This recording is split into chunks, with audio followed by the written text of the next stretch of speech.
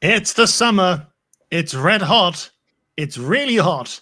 And so's the wrestling action. Hello and welcome to BunkaMania UK Live here on Twitch and on YouTube and over on the channel of the Dekker Dane as well. I'm, of course, the Dekker Dane, joined for triple threat action for Night of Champions and Raw Fallout with Harriett, aka Manga Girl, and the Matty Boo, who is sporting a bit of a refreshed appearance, might I add, as well.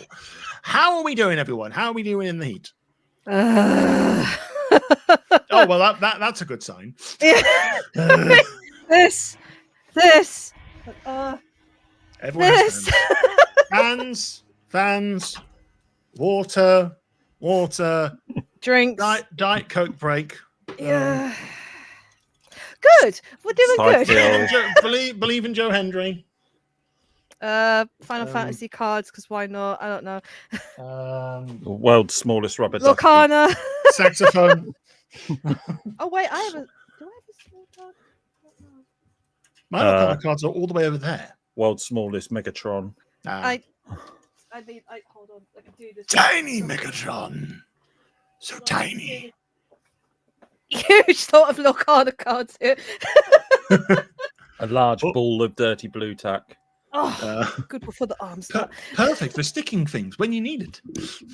Very good at all the things you stick onto the wall. When it gets to a maximum temperature, just peel right off the wall as well. Keeps you on your toes. Really cool Cowboy Bebop badge I found the other day that I got in America. Nice. Oh, nice. But anyway, despite all the heat, how are we all doing? Yeah. Okay. Better. Okay, we're good. I need more than facial reactions. I'm doing better than how I have been. Put it that way. So I'm doing good. Good. I have also been doing better than I have been. Let's stick with that. How about you? I'm doing okay. A bit warm. I like especially my slightly longer hair at the moment.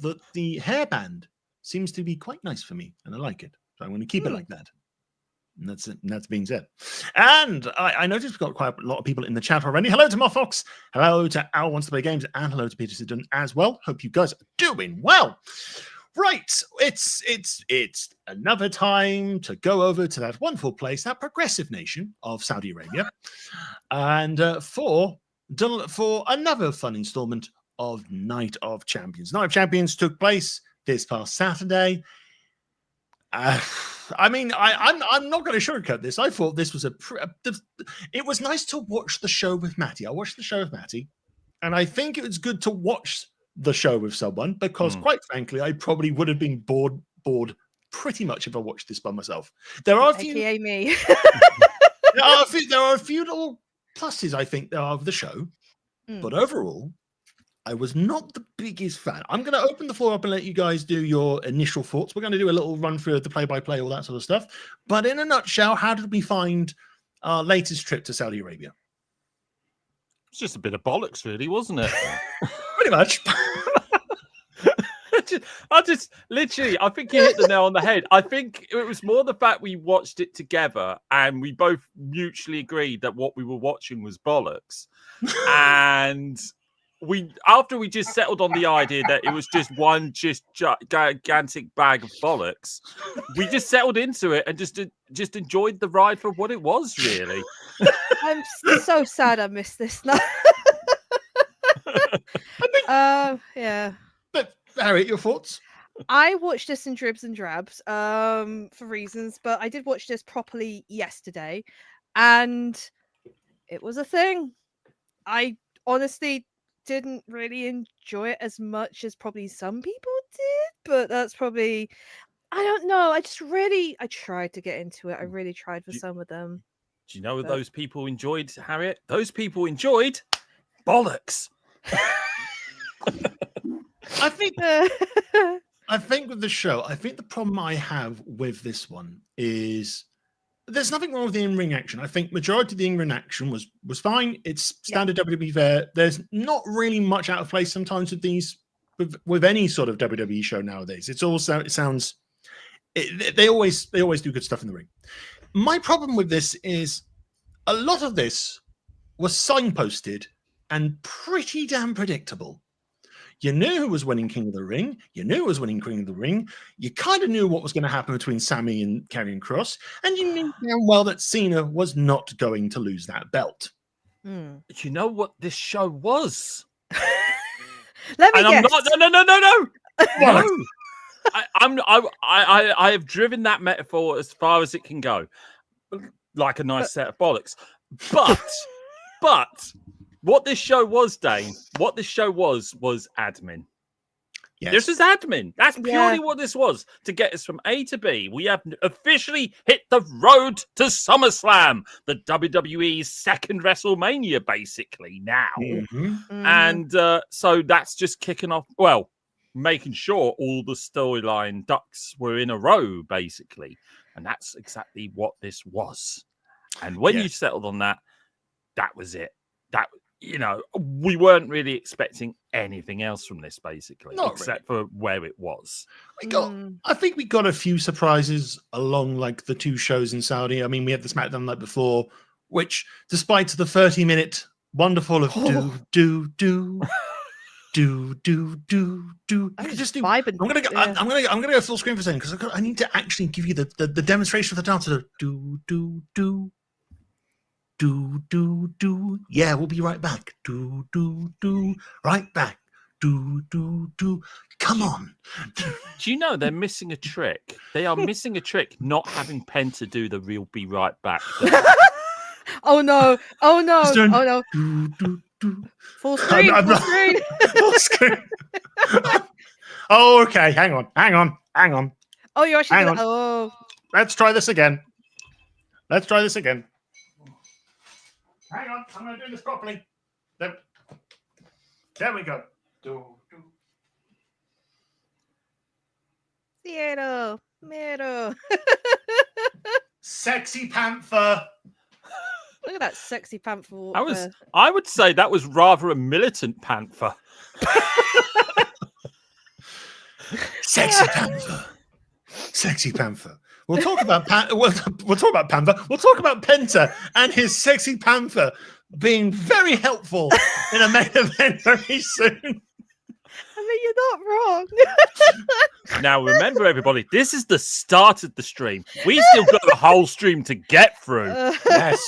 Yes, indeed. So as I was saying before, I got distracted by sexy panther dancing. Yeah, I mean, SmackDown, despite the 30-minute do break, was okay. It was fine. You had Julia become the new United States Women's Champion, which I think was kind of on the cards. It's just the thing that happened. Zelina Vega had a lovely cosplay as a giant snake, even with the head and the tail, which was even giving me flashbacks to Indiana Jones and the Great Circle. Cecil. Oh no, this is Cynthia. Friend of Cecil. What was she meant to be? I think she was just trying to be a giant snake. I think that's basically what it was. She had the headdress thing, and then she also had she just had the very long tail, and it only lasted until she got towards the ring, which was the closest I got to thinking. You know what this reminds me of was like the glider that Serpentor rides on in G.I. Joe, and that was it. Maybe it was a G.I. Joe cosplay. We'll never know. Imagine if it was. Oh, but what if it was? I mean, SmackDown was okay. Julia became new champion. I mean, there was. I really liked the Andrade Rey Fénix match against who were they? I forgot. DIY. Yes. That was good. That was a good match. Mm. And then we did have Punk Life, basic punkonomics as well, which just melted my brain at the time. Obviously, going back and looking at it, probably not the greatest thing, but just very surreal. And I feel called out for liking the Marine. What was it? What I was going to say, but yeah, it's like the Marine I think is good for the fact that the villains are far more interested in John Cena. Because Robert Patrick's trying to change his cable installation while they're going on like dangerous hijinks, he's just going, yeah, I used to be in Terminator 2. Can I change my satellite package? I get all my calls as well as cable. Oh, great. All right, hang on. What's happening? Oh, I think John Cena's trying to kill us. Okay. And does that come with the bonus voucher as well? Yep. Oh, great. Perfect. Lovely. All right. Good. But yes, we had the. There's a nice comment here from Peter. We had the Timo pipe bomb, so it's only right. Got the Timo CM Punk. I really like the Temu God. pipe bomb. So did I. I was off my. I was like clapping at the end of that. So good. I have to admit, I think probably Cena's having a lot more fun leaning to being a heel or trying to be a heel. But the fact is, half the time it's like he's being a heel, and yet the audience are cheering him like a babyface now. It's like, okay, this is a thing. Well, this is it. At the end of that pipe bomb, people were like cheering him more. It's like he's not wrong. He's kind of not wrong. No, he wasn't. Though I will say, I really did like Punk and the Thugonomics. I did a reaction to it, and it was so good. I really enjoyed it. It was just more the lines that he came out with, and like some of the references I got. I was just like, oh, yeah. I just had a thought. Imagine, right, if you have like 2K25 and Punk Life is like the alternate skin for CM Punk. Oh, somebody's already made it. It's already on the DLC. Oh, of course, but I mean, like, of course, there's already like 20,000 cores of it. But I'm thinking like from an official capacity, including the Thug Life opening. Oh, that'll be in 2K26. Absolutely, 2K26. Yeah, for sure. Absolutely. But yeah, SmackDown was fine. So yeah, going into Night of Champions, we'll start a little play-by-play. We kick off with the King of the Ring final. It is Cody Rhodes on his road of adversity once again, trying to become the undisputed WWE champion.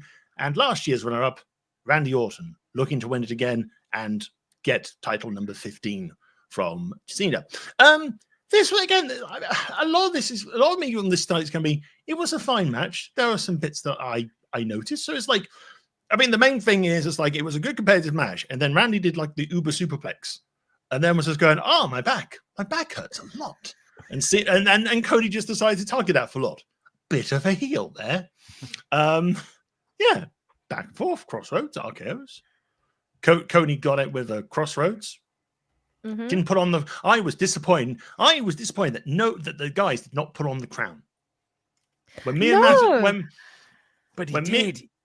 Off, like when the camera's pulled away, he's got it on his head, going, "Yeah, yeah." Like, why did the cameraman post that?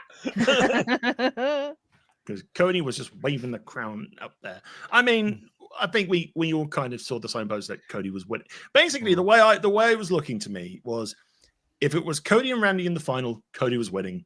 If it was Sammy and Jay, Jay's winning. Or so.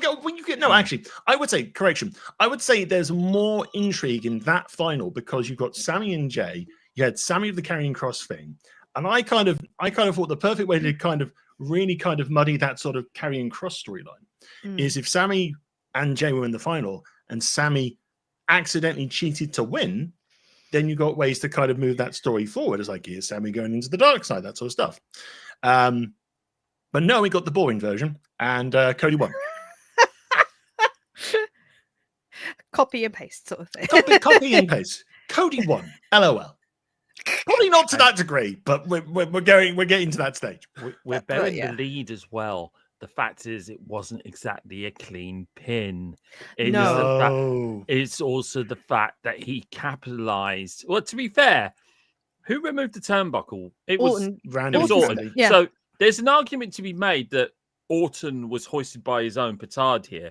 Yeah. But that goes against the narrative that the WWE have been trying to paint about Cody, saying he is the most blue-eyed of the most blue-eyed baby faces out there. So why would he do something like that? And again, it goes with what I've been saying for the last 2 years. Cody Rhodes is a secret heel. Absolutely 100% a secret heel. And this is a hill that I will gladly die on. I mean, yeah. Yeah, he's the quarterback. He just wants that ball back. He just wants that ball back. Oh, It's like, all right. I mean, if we're heading towards a double turn of Cody going heel and Cena becoming face for the last 6 months, last half of the year, I'd be up for happy with that. I think that would be fun. I think that'd Yeah. be quite entertaining, and it will definitely make up for WrestleMania. Oh. Yeah, I mean, I've got really not much more to add. It's just like, okay, we got Cody Cena at SummerSlam. Let's get on with it then, shall we? Harriet, Yeah. any thoughts? I'll give you. I don't think you had your final thoughts on this match. Yeah, it was what it was. I did notice that Cody kind of capitalized on the fact that Orton hurt his back, like did the stretch on the ring post as well, like bending his back backwards, which looked very painful. Yeah, I mean, I will admit I misheard because I was somewhat distracted because I was listening to the match, and I thought it was the other way around with Cody taking the turn back on the chair, and I was like, wait a minute, this got interesting. And when I found out it was Orton, I was just like, oh, okay. No, it was just Orton trying to listen to the voices in his head, and then just going, okay, I'll try and cheat, but then go, no, I can't. I'm Randy Orton. Yeah, I'm being nice. It was kind of interesting at the end where Cody was giving him his flowers, and then Orton just pretty much was like, nah. Yeah, just walked off. It's like, don't like you, Cody. You beat me with heel tactics, but you're the heel. But you were being a heel. No, I wasn't. It's 2 years in a row now that Randy got to the final and lost. So Yeah. so you're waiting for that third time where he finally wins it. Yes. Well, and then he'll lose at SummerSlam. Yeah. Moffat- it was fine. Sorry. Yeah. No, it was fine, but it wasn't. Yeah, it did the job. You knew straight away who was going to win. I think Moff Fox's question about Cody and Street Fighter. We're going to double back and talk about Street Fighter and other weird things in wrestling towards the end of it. So don't worry, I'm going to stall your question. We are going to get to that at some point. But yes, that is on my show notes for today. And one more from Peter before we move on to the next match. Cody's heel champion will be like Gunther as a heel champion from SummerSlam to Mania. A heel champion with no faces people will care about to feud with. It depends on how the presentation is, because yeah, I'm sorry, Cody can be a very good heel. Like his whole run when he was going around Ring of Honor and when he was trying to usurp leadership from Bullet Club. Because we talk about Ring of Honor. I've got a ring on my finger. Kiss the ring. That's you can thank an awful lot of MJF's like heelish Arsenal on stuff that Cody Rhodes has already done. So yeah, I mean, I would love Cody Rhodes to dye the hair black, for instance, and just and then just embrace full-on Homelander.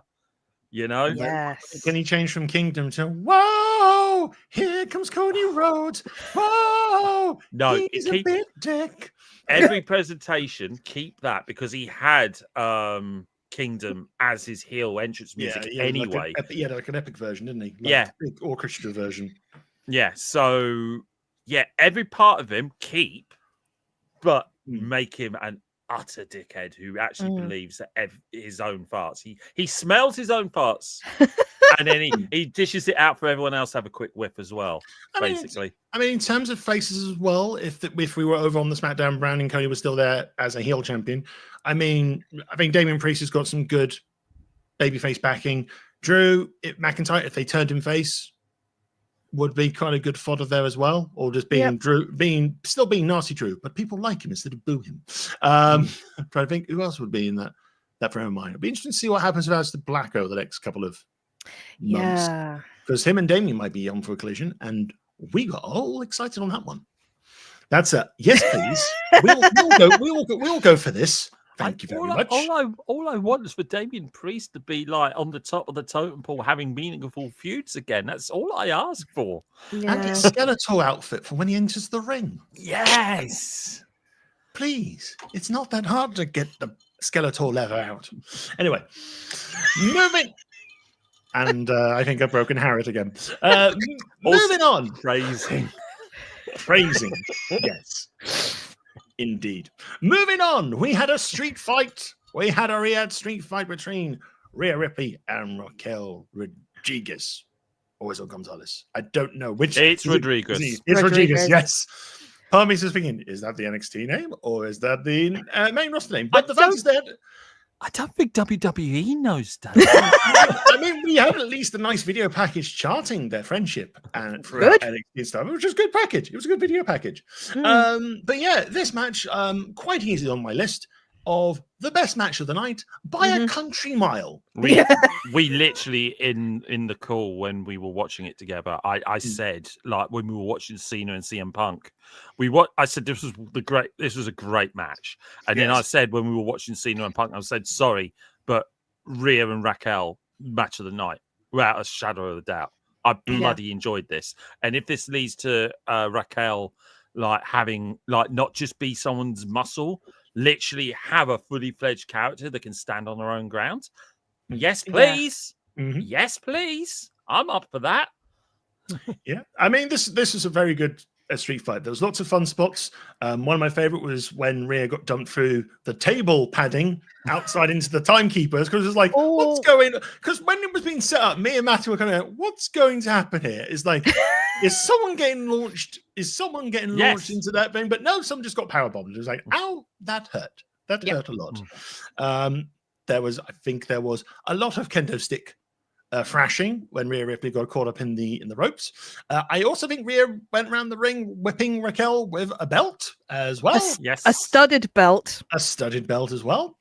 Obviously, from a Judgment Day perspective, we got Roxanne Perez getting involved a little bit.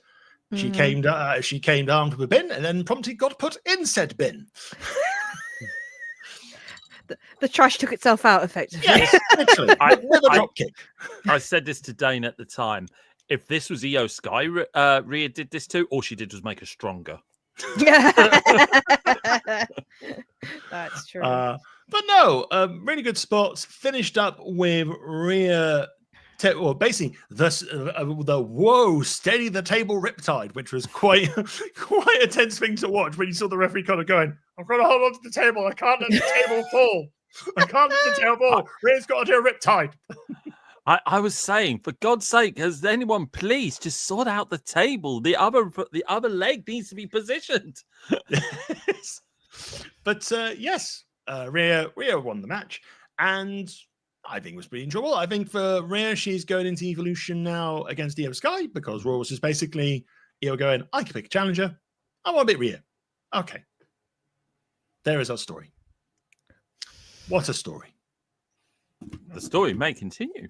The story continues. This feud is continuing in a sort of, this is going to happen. All right. Because I don't know if you know, Dane, because the commentary never tell us, but Rhea Ripley has never defeated Io Sky. Well, that sounds like she might win a belt in Evolution. Or she still won't beat Io Sky for some reason. Who knows? Anyway, I've talked a bit about this match. Harriett, your thoughts, please.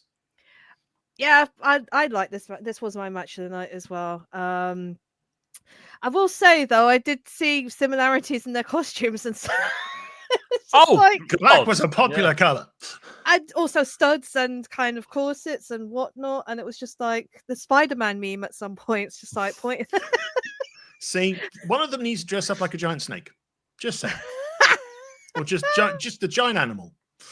Oh gosh, but it was a good match. I did like the fact that Raquel did overpower Rhea at some point. So, like you said, it made her look strong, and it was a good equal match. It was a good equal match. Yeah. So I do agree with Matty in regards to I do hope going forward this does focus her not just the muscle, because she has been literally for months since tagging with Liv, but now she's out with injury. It gives them more of a chance to shine a bit more, and this did it. I did like the video package at the beginning as well. I think with Raquel as well, I think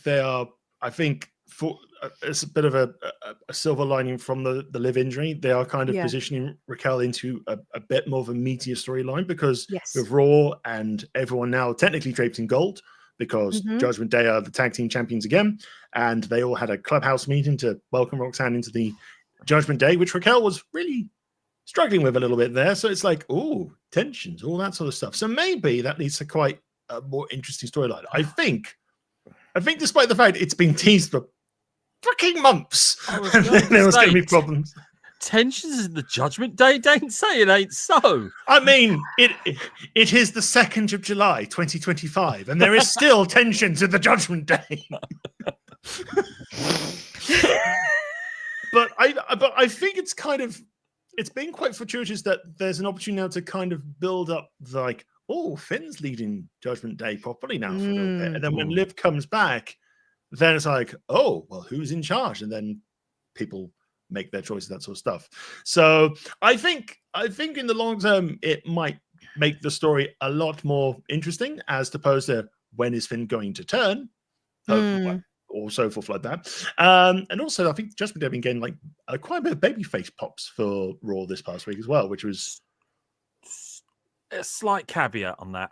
It's not Judgment Day, it's the two Irishmen. It's JD McDonough and Finn Balor. They're the ones that are getting the cheers. Yeah. Yes.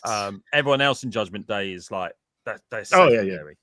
Oh yeah. So I would say that the right team won those, but we'll get to that. We'll get to that. But as for Raquel and Roxanne, they will be defending those tag team belts at Evolution. They are taking on a team from Raw, a team from NXT, and a team from SmackDown. And I think the smart money is that the SmackDown team is going to be Flair and Bliss. Yes. Oh, that's a fair point. Yeah. If they're going to figure out if they can work together, how about they work together and try and win the belts? They might not win the belt, but I can see that kind of working.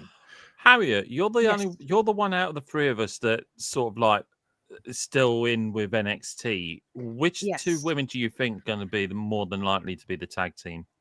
Solka, I think definitely, and Zarya. I think those two probably would be the two because they seem to be a good tag at the moment. I know last night there was a bit of spoilers. There was a thing where Zarya speared Sol Ruka accidentally, but I still think it'll lead on to the two of them possibly fighting for that. As soon as I saw it, those are the first two I thought of straight away. So I think out of those two, for the Raw, no clue. Part of me was kind of going, well, you could get Fatal Attraction in there, but they've got a high-profile tag team match at Great American Bash the day before. Yes. So unless they miraculously win that match against Jordan Grace and a debuting Blake Monroe, I don't see them winning that match. I was actually going to go with Grace and Monroe as my tag team because they've just established them just in time for Evolution, and that's 2-star names. But Grace has a title match in Evolution. Ah, really? Yes. Oh, in that case, ignore me. But good point from Peter in the chat. Izzy Dame and Tatum Paxley, Cullen. Yeah, because they're a new sort of team. Yeah, because Tatum's just literally joined the Cullen. Well, kind of, somewhat. Yeah. I mean, obviously the original plan was supposed to be the Bellas, or the return of like a cameo of the Bellas. Still nothing to say the Bellas can't come back.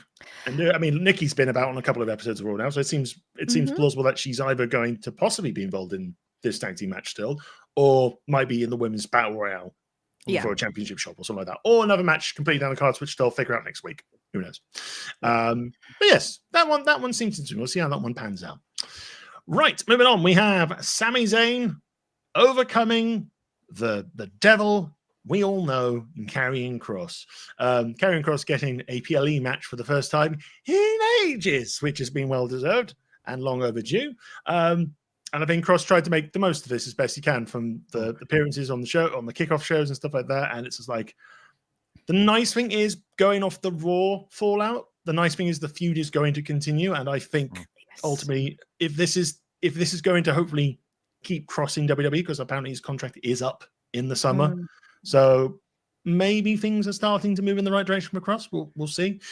But so in this match, Karrion Kross pretty much overpowered Sami a lot of the time, trying to make him go on, admit you're a liar, admit you're not a good guy, that sort of stuff. Some good talking in the match, all that sort of stuff. But eventually, it's Saudi Arabia. Sami is the people's champion there. There is no chance in hell he's losing this match. And eventually, just one haluva kick later, he wins. Yeah. I think it's a fine match. I was fine with it. It was just nice to see Kross on a PLE after the many months of going around and taunting and being mean to other people, all that sort of stuff, being like the manipulator that he is, complete with original entrance as well. So I was quite happy with that. Yeah, I mean, the one thing I wish they'd do is go back to the way they used to do it with Scarlett doing like the full mime to it, because that is her singing the song. Yeah. So if anyone's allowed to mime their own song, it's Scarlett, who, by the way, still hasn't wrestled a match in the WWE despite being quite a competent wrestler. Yeah. And that really annoys me. This was Karrion Kross's coming out party, and I was all in for this. One of the biggest critiques that allegedly got leaked out there was that one of the reasons why WWE didn't want to fully work with Karrion Kross is he refused to take flat back bumps, which is one of the most stupidest things I've ever heard. So naturally, most of his arsenal throughout that entire match was him taking flat back bumps. You know, so it's like almost he's heard all that going, right, see this. You know, I love Karrion Kross as a character. I'll fully admit I've never been enamored with his matches per se. I think a lot of his more high profile stuff has been put through the Scarlett filter, as it were. I think she's a very strong part of his act. But him as a character, being the devil has been incredible. Has been absolutely incredible. And you tell me about any wrestler out there that's been stupidly over, that's also been a fantastic wrestler. Go on. Anyone who wants to tell us who's been like a nice all-rounder and been right to the top there, because there have been a few guys. There have been a few. I think it's going to be ultimately his character that's going to shine through in this. Yeah. So that's all I've got to say on that. Fantastic match. Yeah. Harriet, any further thoughts? No, I enjoyed the match. I'm very pleased that Karrion got the flowers because he's really needed them for a long time now. I think literally it was the breakout documentary he did for WrestleMania. I think that's what the final nail was. And when I found out this was being done instead of the Dominic Mysterio AJ Styles match, I was just like, thank you. And I don't mean that unkindly, because I've been really, really looking forward to seeing Karrion Kross on a show, because we did actually see him, but it was on Main Event, but that was the recording for Raw, so it wasn't. He got a good reaction from the English crowd, from the British crowd as well. Exactly. Yeah. So it was just like, when I heard this was happening, I was just like, oh well, good, because they actually are delivering on the storyline that's been building up for God knows how long now. I know Karrion has been dipping the poison of virtually most babyfaces' ears for a long time, but I do like the story progression of Sammy, and I was hoping if Jay was going to be a champion still, that it would like fester sort of in a way to lead on to, it still could, I don't know, but if, like you said, the storyline is continuing and the whole thing of Karrion is trying to prove Sammy is not nice, but that's why I'm glad the story is carrying on. And I know, because Saudi Arabia, Sammy was definitely going to win, no stop, but there's no doubt that there'll probably be another match in the future carrying on with this. Low key bet right now, just here, because it is in Saudi Arabia next year. Do not be surprised if Sammy wins the men's rumble. That's a fair point. Yes, we were talking about this when we were watching Night of Champions together. Granted, we weren't even talking about the Royal Rumble, but I did say that if Sammy was ever to win a world title, it would be in Saudi Arabia. That would be the biggest thing if he did it there. That's a fair point. Yeah, because he gets such a big reaction when he's out there. Yeah, absolutely. Right. And in terms of this feud, probably is going to continue, considering Karrion took a steel pipe to Sammy's ribs on Monday. Yep. So on that note, though, I know we're going to move on to the next match, but on that note, we're not necessarily I'm talking the Royal we. A lot of people have actually been slagging off a fair chunk of the more negative connotations of Triple H's booking as of late, like extremely long storylines that go nowhere, the same copy and paste sort of like storyline put in from feud to feud to feud. one of the things that Triple H has done fantastically well that not a lot of people talk about is the fact that you can be a character that has multiple different tiers of storyline all bubbling on the same time. Like, look at the stuff, look at the layers going on. I'm veering off to the side for some reason. Sorry about that. I was trying to show my hand, basically. Literally, it's a literal lasagna, as it were, of storylines for some characters. CM Punk, Seth Rollins, Roman Reigns. Sammy's got about 2 or 3 on the go. Jay has. Gunter has. Look what happened on Raw when he's got his thing going on with Goldberg, and he's still got the specter of Seth Rollins breathing down his neck. Yep. This is all Triple H's booking. He did this in NXT as well. So if one were to stop, another branch of the multi-tiered storyline can continue, basically. Because that particular segment on Raw covered quite a number of players, because you had Gunter come out going, "Oh, I'm going to destroy Goldberg." Then out came Seth Rollins, and then out came Punk, and then out from behind with popcorn came LA Knight, who wanted to beat up Rollins across the concessions. And then there's a confrontation between Knight and Punk as well. And it's just like, everyone has the, it's like some it's like some people have a common enemy, but they're approaching it in different manners. So it's like the thing at Saturday Night's main event where LA Knight just kind of said to Punk, it's like, well, I've got him, so the line now starts behind me. So join the back of the line, which means probably Punk's going to get involved in that match. Yeah. Oh, yeah. Per se. Old regime would be, you would be in a feud, you blow off that feud, you move on to another feud, or they do nothing with you and then put you into repeat the feud. And rinse, repeat, continue. Yeah. I'm loving this way of doing storytelling now. So loving it. Anyway, so continue. Yes. We move on to, I believe the next match on the card was Solo Sikoa versus Jacob Fatu for the US title. And it was a sort of a mini reunion and a new addition to the Solo Sikoa bloodline family, or not really bloodline family, but the family of Sikoa. Let's just call it the family. That's a good name for a faction. The family of Sikoa. Oh, that sounds really nice. I'm pleased with that. Hey, Dane, you better get in where you can fit in. Am I right? I'm all gas. No brakes. Yeah, what I mean. I'm trying to. I can't do that. Yeah, when you mean. It's very difficult. There you are. Now I just sound like Eartha Kitt. I was just going to say you sound like Mowgli from Gremlins.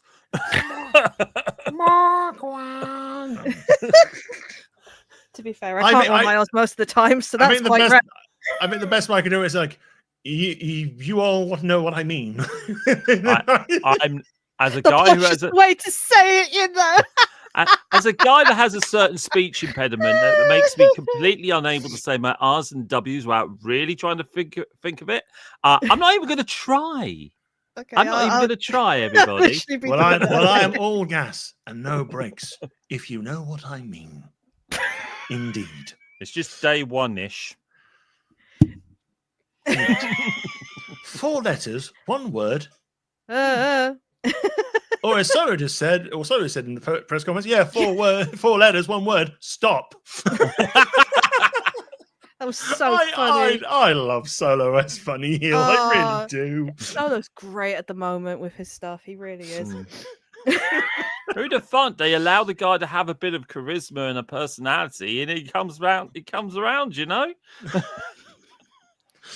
But I think this was a fairly decent match. Obviously, the big talking point is the family of Sikoa's interference. You had JC Mateo. You had a returning. Double checking my notes. A returning Tonga Loa, and then finally, after a year and a bit, Kaleo finally turns up as Talatonga to cost Jacob the match, which Michael Cole was trying to figure out which name to call. Yeah, is it Tanga? Is it Tonga? I don't know. I think we're paraphrasing here, but we literally heard him say, "That's Tama Tonga." Yes, Tama Tonga's brother is what we got from Michael Cole. And then Wade Barrett, being the sly dog that he is, going, You couldn't get that name right, Michael. There's so much going on, Michael. I know you're tongue-tied.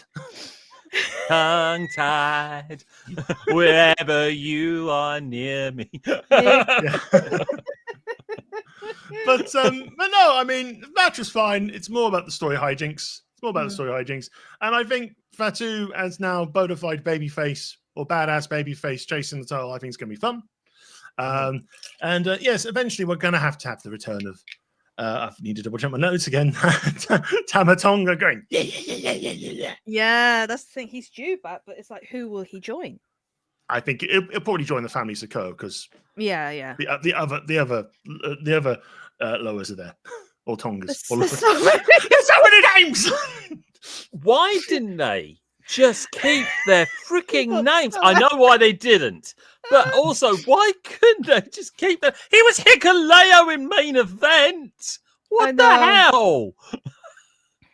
I know main event isn't canon to overall storylines or anything like that. Hey, Speed, hold my beer. Well, I mean, technically, we should have theoretically a new Speed champion at this rate, but we obviously. Oh.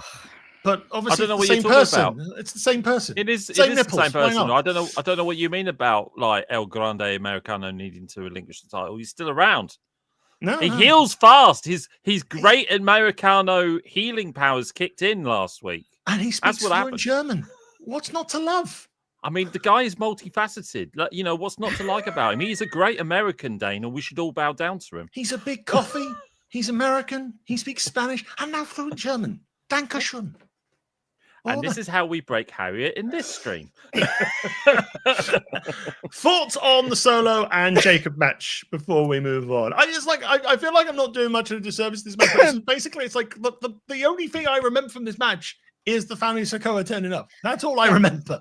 I just remember the ending. That's it, sadly. I mean, don't get me wrong, I do like Jacob Fatu in the match, but it that was the only thing I remember from it, and the fact that he lost, because I was not expecting him to lose. I'm not going to lie. No, did we? We thought he was going to win. Yeah.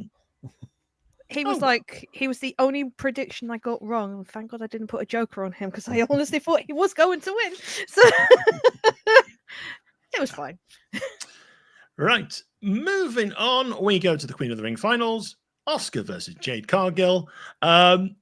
Jade Cargill cosplaying as Storm, which was lovely to see. Nice. It's always good to rely on Jade Cargill for a fun ring cosplay when it comes to big matches. It was like Matty said, this is admin. It was fine enough admin to make sure that Jade was Queen of the Ring, and it was pretty much going to be Jade as Queen of the Ring from the get-go. Yeah, I know. Yeah, I know. I've read people being a bit kind of annoyed as, oh, why is it not Asuka? It's like people like Asuka stuff. It's like, well, to be honest, Asuka's won a lot of stuff. Yeah, and I think if you're going to build up Jade as a credible threat, you kind of have to give us some wins against established stars, I suppose. Yep. Please, sir, I've got my hand up. Please, sir. Matty, floor's yours. I think this will all be forgiven when Asuka gets put into an intercontinental program with whoever the title holder is, and then she finally becomes yet again like the greatest of all time by having literally every single accolade that's ever befallen her. Yeah, just put her in an intercontinental feud, and then that's it. All sins forgiven. This was the shortest match in the card. Yeah. This is 8 minutes and 35 seconds. I'm just looking at everything now. The longest was John Cena and CM Punk because really, 26 minutes and 15 seconds. God, that expression kills. It's like you died a little inside. And I wasted 26 minutes on that. You did. Well, 15 minutes of bollocks and then 10 minutes of just stupidity, which I laughed a lot at. These shows are always great when you're watching with friends, because if you watch stuff like this on your own, it's like... That was me. I was watching like... I'm sorry, Harry. No, it's fine. The circumstances, that's fine. Next time, we'll definitely. Oh, yeah, it's happening. It's definitely happening. Yeah. I've got to pay for all in at some point. So. Oh God. So, did we interject like a continuing thought there, Matty, or was it just kind of? No, that was. If I was interrupting anything, I was interrupting my own thought process. Literally, I fully agree with you about it being admin. We both knew who was going to win this because I'm going to lay this on the line. Jade winning this guarantees that Naomi at some point is going to become women's champion. Yes. That's a guarantee. That is happening. And Yeah. then that's going to lead towards Jade versus Naomi for the title, which I don't mind if Jade loses this because Naomi's been on a roll.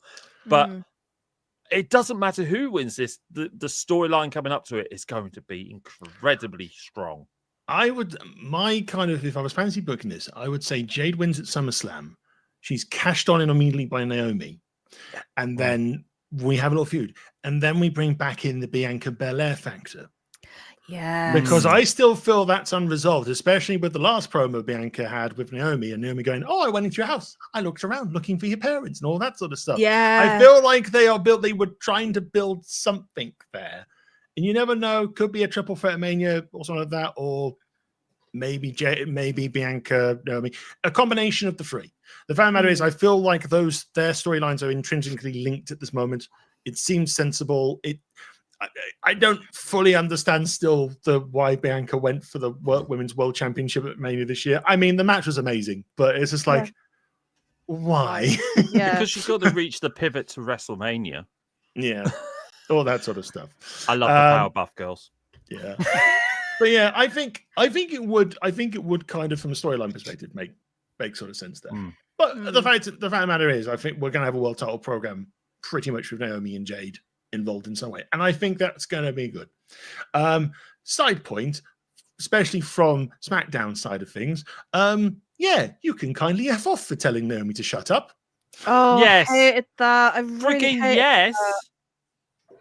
That. I mean, I know she played into it, but still, that was still a dick move. I'm sorry. Not pleasant. I think even Jade kind of brought into it as well with her speech at the end. Like, it doesn't matter if people boo you, just keep doing what you're doing, so to speak. And I was just like, you know what, fair play, because I'm not going to go into this, but you know my feelings. Yeah. It was just there's like, crowd were a little bit disrespectful at times, but that was probably one of the worst examples over the weekend of that one. Oh yeah, without a shadow of a doubt. But no, I think right person won Queen of the Ring, and I think we're starting to kind of move Jade into kind of like upper tier main event thing. And she's fine in the ring. Again, it's like sometimes you don't necessarily have to be the best wrestler to get. I mean, it's like different wrestlers and their successes have different skills. Some people are good at wrestling, some people are not great at promos, and vice versa. It's just the thing. I've got my hand up again, sir. Go ahead. People who want to complain about. I mean, I brought up how long the match was. It was perfectly reasonable. I'm not saying this with any kind of derogatory manner whatsoever. This is as much time as they needed, but also I draw your attentions, everybody, for those who want to complain about like how certain people are match wise. People celebrate Bill Goldberg's amazing streak in WCW. Bill Goldberg, whenever he was in a match that went beyond 10 minutes, looked awful because he is basically your overpowered spammer move wrestler. And that's his strengths.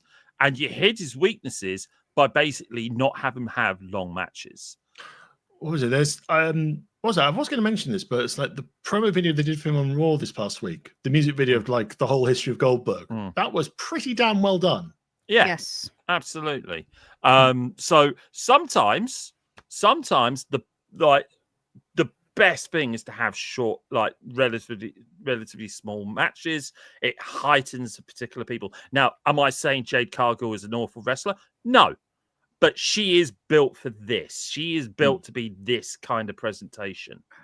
And you don't. Well, we'll get to a certain match in a moment as to why matches like this exist and how they're used to accentuate wrestling. So, you know, that's all I've got to say about this. I enjoyed Jade and Asuka. Asuka was the right person for this match. She absolutely made Jade look like $100 freaking bucks, which is like, you know, and I'm not mad at Asuka losing. So long as WWE do something with Asuka afterwards, that would be fantastic. You know? Yeah, I mean, they slightly toyed with the idea of Io and Oscar, and I think that would be quite good fun. I was kind of thinking they would do Rhea and Io at SummerSlam and then do maybe Oscar and Io at Evolution. Might be reversed. Yeah. Who knows? It depends. We'll have to see. Or again, ask her for the Intercontinental scene. Yeah, because that absolutely looks like it's going to be a three-way evolution between Becky, Lyra, and Bailey. For sure. Oh yes.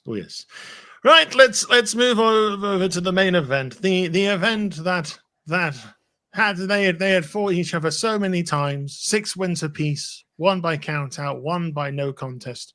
It was technically the last time ever we were going to see CM Punk take on John Cena as Matty Boo wabadoos his mic. The yin and the yang. Oh, good. No. Yes. I do not want to see that effing yin and yang video ever again. Because my word, it's like, first I watch it, cool. This is a cool promo video. And then 2 weeks out, the yin and the yang. Okay, maybe they're just repeating it for people who missed it on SmackDown. A week later, the yin and the yang. It's like the yang and the yin. The Punk, the Cena, the Punk, the yang, the yin, the yin, the yang. I think I might have broken knee in there. No. It's watching it once. Video is good. Video is fine. I did not need to see that promo 6 or 7 times in the run to that match. But Dane, it gave us the perfect excuse to go take a piss during the show. We did both when it still went right. We're just gonna go have a comfort break. I came back halfway through and it was still going the yang and the yin, and I went fuck this shit and walked back into the kitchen. And you know what? I'm glad it gave us the opportunity to go and relieve ourselves, because we sat through nearly half an hour of this. I didn't realize it was half an hour, but fuck me. Right. I watched this solo. I mean, I've got my simple notes. I think the thing we should probably address I got to acknowledge it. It's a thing that happened over the weekend, and that is CM Punk's apology to Saudi Arabia for said tweet many, many years ago. I'm not going to go into the details of the tweet. It's very well documented on what it is. And the apology aspect of it.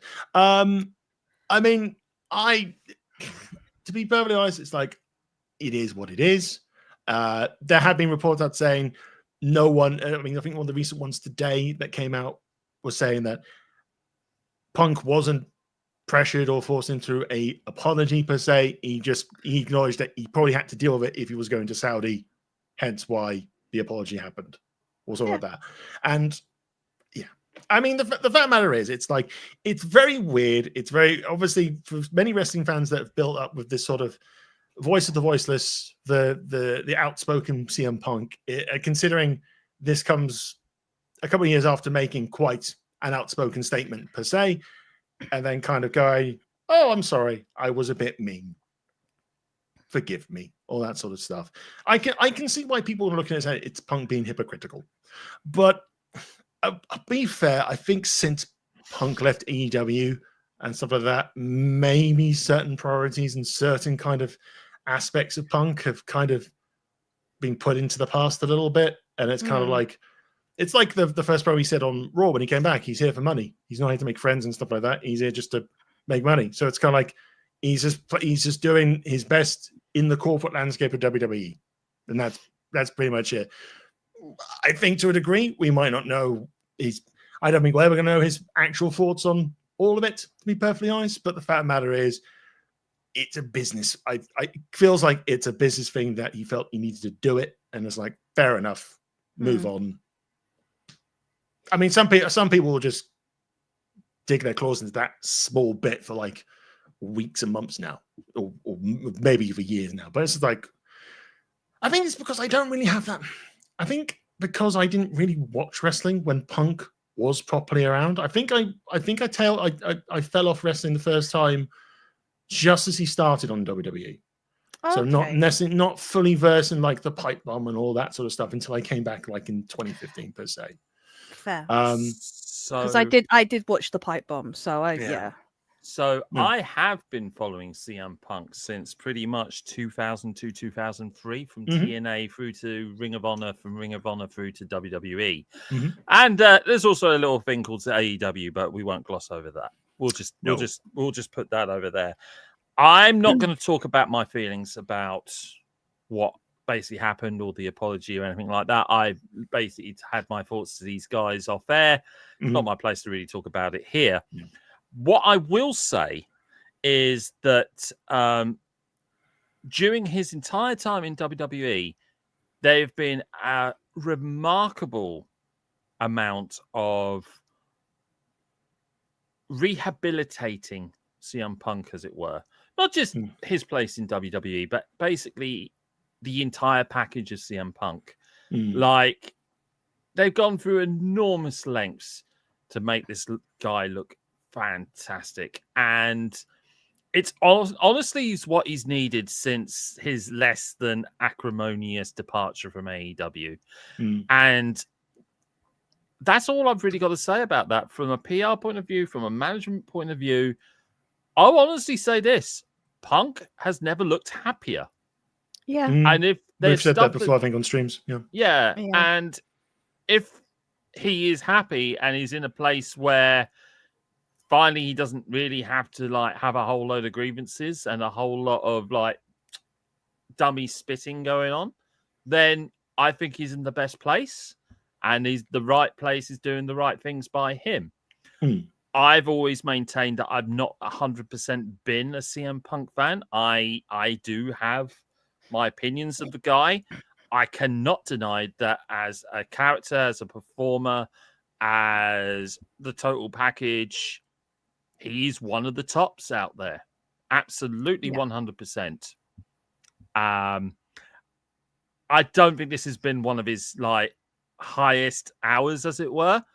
But the attempts to make him look fantastic, even in the most egregious of positions, it's got to be top work. Absolutely top work. And that's really all I've got to say about that.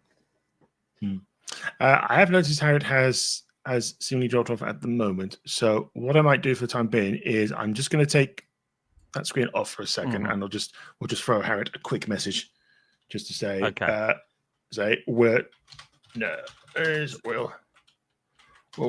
crack on join us. So while Dane is doing that, I'm going to vamp for time, basically. Said pretty much everything I've got to say about CM Punk. We can talk about, unlike like the 8 minutes and 35-second Jade Cargill versus Asuka match, just again, I will state one more time that this was 26 minutes, 15 seconds, not counting the entrances or the bollocks after the fact. This was pure match time, Dane. My God. My freaking God. I will also say in the battle of the who stole what from where, I think Cena won this somewhat. I definitely liked his reverse pipe bomb towards CM Punk, even though CM Punk was lying on that table for the longest freaking time. Let me correct you. He wasn't just laying on any table. He was laying on the Slim Jim. We haven't talked about this. We haven't talked about this. This is probably a good time to talk about the Slim Jim table while Harriett is currently resetting the internet to rejoin us. What a strange and stupid thing to have. I mean, it's just like now every match now where a table gets pulled out of the ring, you have, oh no, everyone, it's the Slim Jim table. It's deadlier than a normal table. But Dane, you know what it is? It's 10 times the tensile strength of a normal table. Those stickers, Dane, when you put them on, that table is nothing to fuck with. I'm telling you this right now. Do you know what this is? This is like the ladder from the Fire Break branding. I'm hoping I got that right. Remember when that particular ladder was the absolute like game changer in that tables, ladders, and chairs match? Oh yeah, Money in the Bank. Yes. Yeah.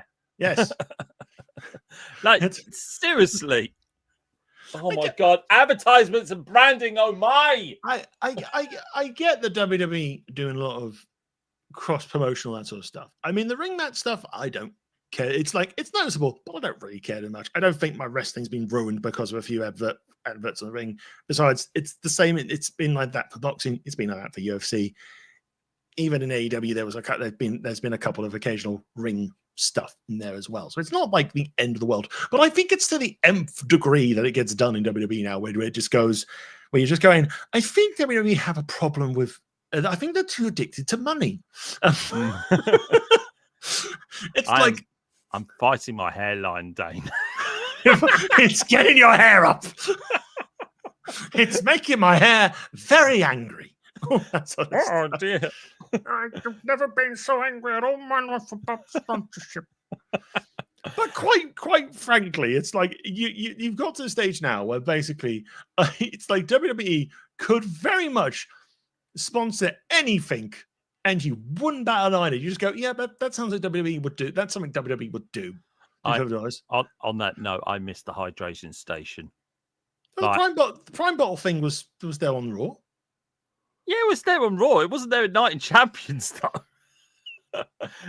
The only thing they were advertising in Saudi Arabia was Saudi Arabia. That's the one sponsorship on that ring. For Riyadh season. You know, it's such a progressive country. Very progressive. The best. And that's what they'll tell us repeatedly on WWE programming. Yes. Anyway. TKO. Thank you. WWE, there's a gap on that map. We need to put that on there. We need money quick. Also, just want to address people watching at the moment. We are blatantly vamping for time here. Poor old Harriett is having some tech issues at the moment. But this is all crucial information we think you guys need to listen to. Yes. Because absolutely. Absolutely. And I don't think we've probably talked about silly sponsorship from WWE at the moment. It's like this past couple of weeks, it's like, now it's time for the Jurassic World Rebirth stat of the match. And let's go to Scarlett Johansson right now for a clip of the movie. Oh, wait, you're Netflix territory. You don't see jack shit. But hey, Dane, like on the 300th episode of Dynamite, we're going to have Superman. If the guy playing Superman doesn't Superman punch someone, I will be so disappointed. Is it David, what's his name, who's new Superman, Rachel Brosnan, who is Lois Lane, and Nicholas Hoult? Are they three going? I believe so. It's those three that have been doing all of the PR runs. They've been doing a lot of PR in the stuff past couple of weeks. Yeah, a lot of fun stuff to watch online. Nicholas Hoult with his lovely peroxide blonde hair. I'm so sorry. No, it's fine. It's fine. Tech happens. Don't worry. We have done some fantastic vamping for time. I've been listening. We have talked about the Slim Jim table. We've talked about the fact that WWE will pretty much slap anything on anywhere if you give them a chance. A case in point, maybe one day eventually, Michael Cole might have to wear a tie that, I don't know, promotes dude wipes. Maybe his tie is made out of dude wipes. What was that? Maybe his tie is made of 100% dude wipes. I mean, Wade Barrett was getting into sexy mode at the end of Night of Champions. His shirt was half unbuttoned as he was standing up at the table. Oh, man, that was... Oh, it's still my heart. That was proper dad moment. That is... Like, Michael, can you see how much of a sexy beast I'm in Saudi Arabia now? Give me my cologne. So and the blood alcoholic light seltzer. So fun fact, on Friday, because it was on live, my mum decided to watch a bit of it with me. And she has seen I Am Vengeance he was in. And she has loved Wade ever since then. And when she saw him on the TV, she said, oh, it's that action guy who I saw in the film. Like, yes, Mum, that's Wade Barrett. And she was like, I'll just sit here for a bit. The Vengeance films are great fun. And he has some fun lines in the second one. And when someone's just gone, how many people do you think he's killed this week? He overhears that conversation, goes, I've killed 5, but thanks for asking. All that sort of stuff. But anyway, we can now talk about the 26-minute epic that was CM Punk versus John Cena for the undisputed WWE Championship. And 15 seconds. The 15 seconds. Can't forget them. None of that covered the yin and fucking yang video, did it? No, I'm afraid not. Damn. Shit. Balls. Swear. That's a lot of swearing. Yeah. I've never been so mad at a promo video in my life. Owner of the company, everybody. He can do all of this swearing stuff now. If I did it, I didn't go, well done. But we're not at that stage of monetization, so we're okay for the time being. But yes, this was a typical Cena heel match, which means the first 15 minutes or so were just rest holds and some basic moves and the occasional big move. Yeah. And this is like, I don't know what I'm trying to simulate here. Where's a cuddly toy? No, I don't have one. Oh, hold on. Wait. No, they're over there. I had a Waffles, but Waffles has been adopted by a new owner now. So. Yes, that's true. I have an Optimus Primal. There we go. Show. Oh, no. Show. You got Megatron.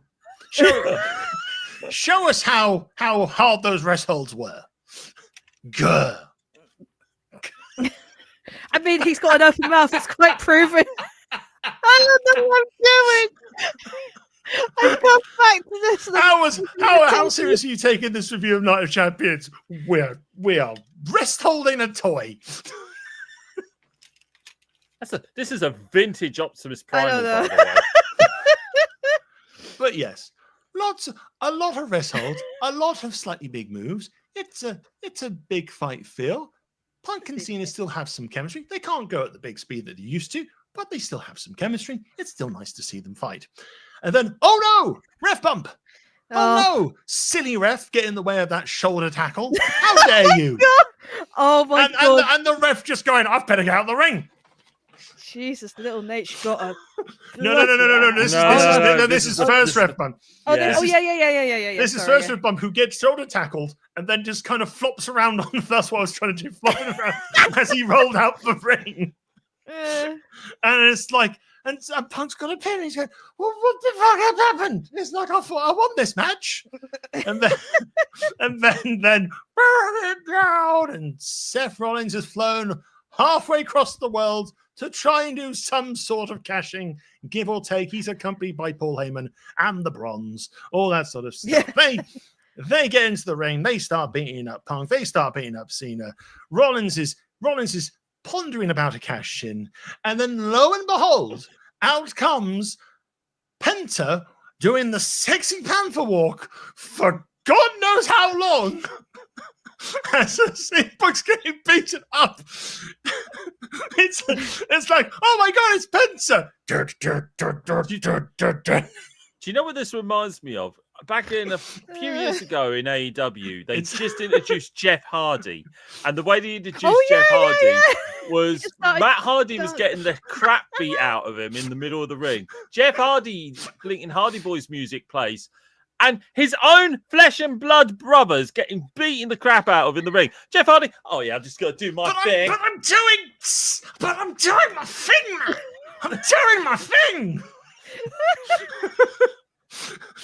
So it's like...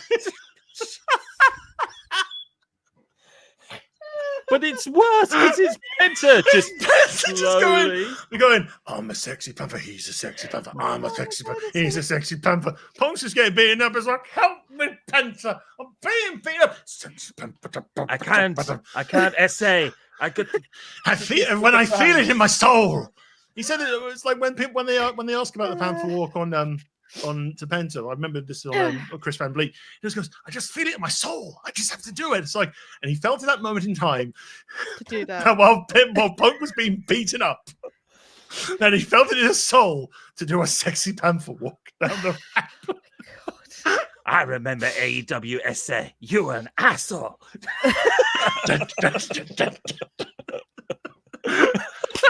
But afterwards, that's why this match is long, Matty. It's because Penta's doing so much sexy panther dancing. We can't blame all of that on Penta. I mean, it took about 3 minutes. Now, come on. You know what he was doing. He was us, right? We were vamping for time. He was vamping. Penta was vamping for time, waiting for Charles Robinson. We know the story. That's what's happening. No. He was vamping because he looked in the ring and went, oh no, it's the two Bronze and Seth. I'm in a lot of trouble here. In my pretend scenario, All the other referees are in the back there in gorilla position, and they're drawing lots. It's That's like- what's happening. It's like rock, paper, scissors, go. Rock, paper, scissors, go. Rock, paper, scissors, go. Oh, I don't want to go out there. Go out there, Nate. Go out there, little Nate. All right. But before little Nate came out for the moment of the whole show, Sami Zayn does come out as well. Yeah. Yes. There's a because it's you got to have Sami Zayn there. There's a brawl. Braun and Penta go off to the stage. No, Braun and Sammy go off to the stage. Penta decided he's had enough doing Sexy Panther walk and flying around. He decides to fling himself off the ramp, taking all three of them out. They're out for the rest of the night, all that sort of stuff. And then Little Nate makes the run of a lifetime. Running, as he said on the Raw Talk podcast this week, running at 80% of his total running power. Running, just like Matty Jackson there, running for dear life. And lo and behold, he gets brutally gut checked by John Cena and yeeted across the. Yeah, you all missed me in the WWE reviews. Admit it, everyone. I mean, it was a thing up there with Keith Lee pushing Adam Cole into the NXT crowd. Oh. You remember the one of Adam Cole's going, "I'm very angry with you," and then Keith Lee just goes, "No." Just flicks him to the audience. I miss Keith Lee. That is genuinely that is. I'm nearly 46 years old. That is the most cardio I have blinking done right there. We've probably melted some pounds off just by doing all the dancing, dancing, the gesturing, the sexy Panthers, all that sort of stuff. Just coiling back in laughter. Anyway, Little Nate gets completely obliterated by Cena. Match picks up. Punk's about to win it, but Rollins costs him with the stomp. Cena does what he... Oh, actually, I forgot to mention. CM Punk and Cena have a big hug. They hug it out. Oh, yeah. They hug out. There's a little bit of a baby face moment from Cena going, you know what? I don't need a belt to win. Let's have a big hug. Let's have a big hug, Punk. We've always been friends. We've respected each other for so long. Let's just have a hug. And they have a hug. And that face came back. The face of a scowl of many scowls. Heel face Cena came back. And I quite correctly said to Matty, he's going to kick him in the dick. And he tried. Right. And he failed. God, almost got a GTS. And then Rollins cost Punk the match. And yes, Cena escaped with his title. That was stupid overbooked bollocks. But it gets us to where we need to get to the next destinations now. So Rollins has got to do a Valley Night. Punk is going to probably lurk around Rollins still and probably will get involved in LA Knight's business. He might get involved in Gunther's business, all that sort of stuff. And Cena's got Cody. Yep. And that was Night of Champions. The end. The only way to end it, to be fair. I've spoken a lot about this match, and I've kind of tried to paint the match as vividly as I can through really stupid storytelling. But has anyone got anything to add on this match before we move on? It's actually my favorite of the John Cena matches so far this year. It probably is the most cohesive. Yeah, it is probably the most cohesive of them. Yeah, because Mania have really chopped the ball. But like with this one, I enjoyed it. I would have preferred if it probably was at Money at the Bank because it would have made more sense anniversary-wise. But, you know, it was fine. The shenanigans where they were. Once I saw the ref bump, I was just like, oh, great. Who's coming out? Literally. This felt like Attitude Era Raw or Monday Nitro levels of bollockry. It really did. I think I even said this at the time. This felt like Attitude Era levels of run-ins. It was so. To be fair, I could critique it, but it was the most exciting thing that happened in the entire match. Quite frankly, I didn't like this. I didn't enjoy this. I think I enjoyed it because I watched it with Dane, but it was like I think heel Cena is fantastic in every single way except his matches, and that is because now he's a heel. everything has to be slow. He Yeah. has to ruin wrestling. That's what he's going to do. He's doing a bloody good job of it. I watched a TikTok video, and it was a very interesting kind of conspiracy theory thing, which I went, okay, this could be plausible. I don't think it'll happen. And basically, the idea is because TKO now own WWE, and they are trying to clearly wipe a little bit of anything to do with Vince McMahon off the public table, so to speak, with WWE. They suggested, what if Cena does leave with that belt? He does leave. And then TKO go, well, we can't have the WWE belt anymore because Cena's actually taken it. So why don't we have the TKO World Championship? Oh, no. With a big TKO logo on it. Sponsorship, all that sort of stuff. I don't necessarily see that. But... I don't think it's going to happen. But I was coming. No, you know what, that sounded like it was an interesting little theory that I kind of went, yeah. It's like I could imagine a weird universe where it does happen. I don't think it's going to happen. No. No. Imagine it's the TKO universe watching TKO Raw or TKO SmackDown, TKO NXT. That's a mouthful. Try saying that several times. See, the problem is, if you were to do any of that, it just proves John Cena right. And do you want to prove John Cena right? That as a company, do you want that to happen? He's there ultimately to be overthrown, and I think that's exactly what's going to happen. Yeah. I still think that'll be like later on in the year. I think it will literally be like the final days of his run, like when it's single digits. I still think that's when he'll lose the championship. Oh yeah, absolutely. Yeah, because he's got so he's got 50. He said about 15, 16 dates left now. Yes. So he's probably going to use three to 5 of those up on the SummerSlam build. I'm guessing. Clash of Paris as well. Clash of Paris, Crown Jewel in Perth as well. Yeah. Have we done any places where they've repeated a John Cena appearance yet? No, they've all been in different locations.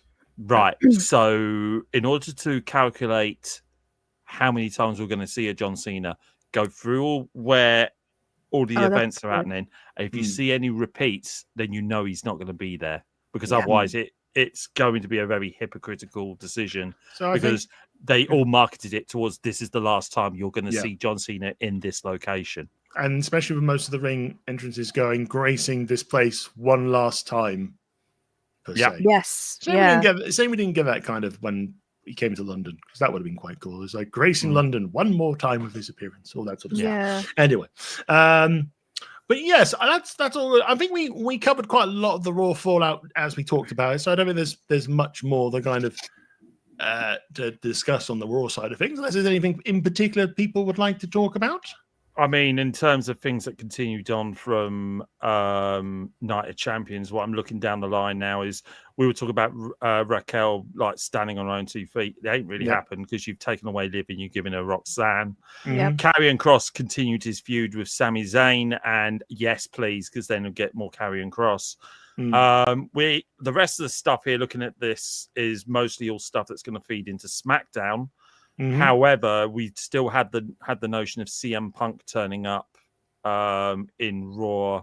Who was he fighting? I know he did turn up on Raw, didn't he? Unless I he turned up on Raw to chase off Rollins, and then he pushed Gunther, and Gunther was very surprised, going, "Actually, even you pushed me." He's like, "Yes, I pushed you." The thing is sacred. Oh, after I'm going to embarrass Bill Goldberg on the greatest stage and show him that his matches can't go more than 3 minutes. I will do nothing but rest holds. I have to admit, I have loved the 2 Fiery Gunther promos where he's just come out and just gone is like, "You're a joke. I'm going to make sure the legacy of Bill Goldberg dies in the ring." And it's like people in the ring, in the audience are going, yes. It's like, why? He's your heel. Why are you killing him? We don't know what we're doing. We know, because he's going to promise violence. Because the audience, I don't know if you know, Dane, but a guy called John Cena told us all that basically the fans around the arena and everything like that, this is nothing more than a toxic relationship between themselves and the wrestlers. So it's all just part of that toxic. So are you saying we as the fans, we are violent enough that we would like Gunther to completely brutalize Goldberg on Saturday Night's Main Event? When the possible nightmare scenario, and I will remind people of my nightmare scenario, is Goldberg will win against Gunther and then immediately lose it with cash in by Rollins. It's for the sickos. Yay! Oh, sorry, that's a different company. Oh dear. And I don't think we've addressed the most important thing about the future of WWE is when is Mr. Iguana turning up and when is he bringing the iguana? Because he's got an iguana. I can't do it to the sound pelt of Ollie Davis, but I can't. I wasn't here. I wasn't here for the BunkaMania review of all that. So I'm just going to say here, Lindsay Dorado, you did a fantastic job of basically marketing that iguana. That's all I'm saying about that. I mean, AAA are soon to deliver a match where it will be Mr. Iguana versus Santino Marella and the Cobra in a mixed tag team match. And it's like Cobra versus Iguana. It's like, yes, please. Yes, please. I think that's happening the same weekend as All In, Great American Bash, Evolution. Of course, it bloody is. Yes. Oh, by the way, you can watch AAA stuff on YouTube. I linked basically people to be able to watch it. I don't think all of the shows are being put on that YouTube channel, but there is a means for people to legally watch AAA. So that's the important thing. I've watched a bit of it. My God, have they borrowed a whole load of WWE production type stuff, like people walking into the arena now. Big fight feel. Big fight feel. Absolutely. Big fight feel. Well, in terms of WWE content, there's a lot still to come in the next week or so. We have like several shows happening next weekend. We've got the Great American Bash, which looks like it'll be a bit of fun. We've got the tag match, Fatal Attraction versus Jordan Grace and Blake Monroe. Uber Femi is defending the NXT Championship against, I forget his name, but it's the Japanese wrestler from Noah, and he's really fun. I will find out. I can't remember. Because I don't want to butcher his name either. And I should make a note of it. All right. Wrap for time, Dane. The Great American Bash. It's all about America. That sort of stuff. Yoshiki Inamura. Yoshiki Inamura. Yeah, so he's going up against Yoshiki. I think that's going to be a fun match. I've enjoyed watching Yoshiki on NXT stuff recently. I think it's going to be great. I don't think he's going to win the belt, but I think it'll be a lot of fun watching him try to do so. And then, yes, day after that, we have Evolution 2, Electric Boogaloo. Obviously, JC Jane versus Jordan Grace for the NXT Women's Championship. There is a Battle Royale for a world title shot at Clash at Paris. Rhea Ripley versus Io Sky for the world women's title. We've got Raquel Rodriguez and Roxanne Perez in that tag team fatal four-way against a Raw team, a SmackDown team, and an NXT team. And there has been another title match made from this week's SmackDown, which was recorded on Monday. We're not going to spoil it here. And anyone in the chat, please refrain from spoiling those results as well, because we'd like people to enjoy it nice and fresh. I don't know. And so that's more important. Don't spoil it for me. But a big match is made on SmackDown on Friday, and that takes the match count up to at least 5. So there might be a match or two. I expect the Women's Intercontinental Championship to go on that card. Yes, definitely. Yeah. Or more importantly as well, SmackDown's now 2 hours. Yes! I think me and Ian had the same reaction at the same time when we were watching it. I think we both kind of went, it's 2 hours again. Our Saturdays will be normal. You wrote it, I said it. I'm just going to go through the. Why did I type that? I don't know, Matty. Why did you type that? I mean, before putting back the curtain, before we went live, we were talking about John Cena. John Cena stood up at Wimbledon today with his missus, and we were kind of going, it's like we need to remind ourselves, who's his wife? And I typed into Google, what is John Cena's mouth? Right. So just quickly going through the card for what's been announced for All In 2025 so far for AEW. On the other side of things, we have Timeless Tony Storm versus Mercedes Moné, a singles match for the AEW Women's World Championship. Then we got Jon Moxley versus Hangman Adam Page for the AEW World Championship. Then we got Kazuchika Okada, the Continental Champion, versus Kenny Omega, the International Champion, for the Unified Championship, the new mid-card belt. It's called the Unified Championship. But what about the TNT title? That's also over there. Okay. I got confused. I haven't watched AEW in a while. So it's very confusing, especially when the marketing say the TNT title is on a par with the World Championship. It's not. It's not. It hasn't been for some time. Funnily enough, the guy who held that belt when it was known to be on a par with the World Championship now works for the WWE and has very blonde hair and a tattoo on his neck. It's rather crap, but it grows in power, especially when he faces adversity. But no, the TNT title is currently held by Adam Cole, and yes, and Dane is now breaking. No, I was only able to get a cable from my fan, but carry on. Oh. His fan is broken, as is he. And that's pretty much it. We have a men's casino gauntlet match for a future World Championship title shot, and we also have a women's casino gauntlet match for a future women's World Championship match. We have two casino gauntlet matches. They're kind of like Royal Rumbles, except we don't know when it's going to stop. Yeah. Isn't it? Oh, is it? Oh no, it's not the casino. It's not where they have to get the giant casino chip thing, is it? Or the giant brass ring? No, I don't understand why it's the casino gauntlet match, because it's going to be the same as the it's gauntlet. That means it's 1v1. It's not like multi-man person. I don't understand why it's got casino written on it. Because next to arrive in the ring, the Queens, or the Kings, or the Jacks, or the Hearts, or the Clubs. Yes. I forgot how they run those shows. I don't know. It's the Wild West.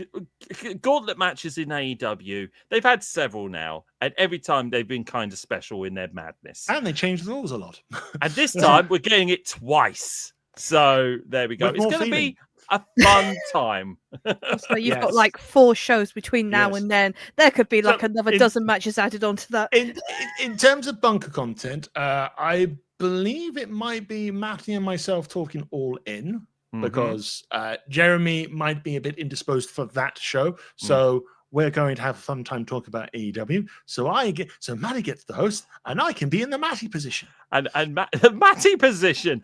When has it been called that? I mean, we're gonna have a word about what the Matty position means. Jeremy is actually on the same call as matches was all in. Oh no! Not again. It's okay. We've said don't watch and drive, Jeremy. It's like me saying some guitarist from Slayer or something like that. Gotta tell him right now. Jeremy, please tell him right now. Please. As mad as all this sounds, and yes, we will be doing an all-in review. Yes. I don't know when we're going to do it. It will be the week immediately afterwards. More importantly, Dane, when it comes to Evolution, it'll be Harriett hosting the show, and Harriett is arranging some guests as well to join the show to talk about the all-women's pay-per-view card. And I felt it is the right thing and the right time and platform for it to happen as well.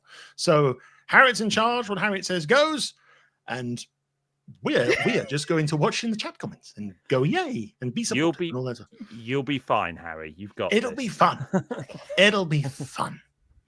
It'll be a show like this where everything will just be silly. I don't think I could make it as silly. It was funny, but I'll try.